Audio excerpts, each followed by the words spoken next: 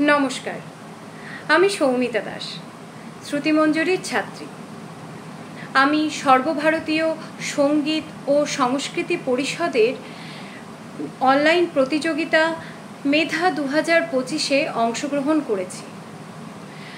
আমার বিষয় আবৃত্তি, বিভাগ ঘ। আমার নিবেদন কবি নীরেন্দ্রনাথ চক্রবর্তীর লেখা অমলকান্তি।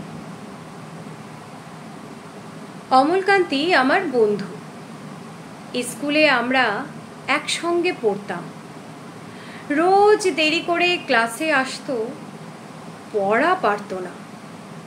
শব্দরূপ জিজ্ঞেস করলে এমন অবাক হয়ে জানালার দিকে তাকিয়ে থাকতো যে দেখে ভারী কষ্ট হতো আমাদের।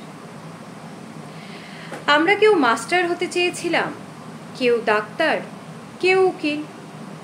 অমলকান্তি সে সব কিছু হতে চায়নি। সে রোদ্দুর হতে চেয়েছিল। ক্ষান্ত বর্ষণ, কাকডাকা বিকেলের সেই লাজুক রোদ্দুর, জাম আর জামরুলের পাতায় যা নাকি অল্প একটু হাসির মতো লেগে থাকে।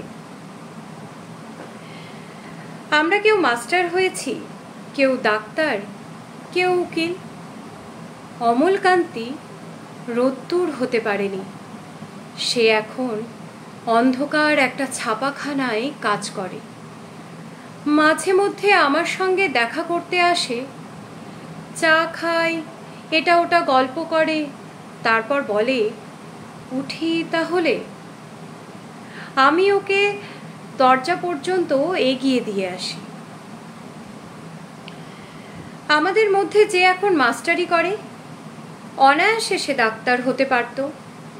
যে ডাক্তার হতে চেয়েছিল, উকিল হলে তার এমন কিছু ক্ষতি হতো না। অথচ সকলেরই ইচ্ছে পূরণ হলো এক অমলকান্তি ছাড়া। অমলকান্তি রোদ্দুর হতে পারেনি।